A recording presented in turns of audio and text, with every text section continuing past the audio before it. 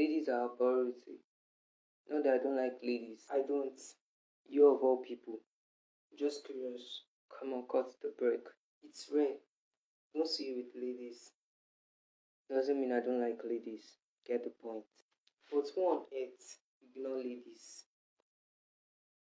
You know, many a times when you try to face your vision, your goals, everything, you try and deny yourself from your needs. Not that you don't like it, but you just want to make that thing invisible to you at that particular time.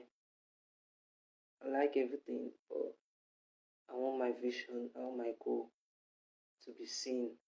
So meaning you have a lot on your head. I just want to be in a kind of situation where I can stand on my own. I don't want to depend on others, and if I'm alone and there's God, I can thrive. Not others trying to dictate my life, where a lot of crowd are trying to tell me where to go, and I'm confused. Or yeah, a lot of people say things that are true. I just want to be in a situation where I can thrive, where there's God. Yeah, everyone wants that. Even me too, I want it. Do you want it?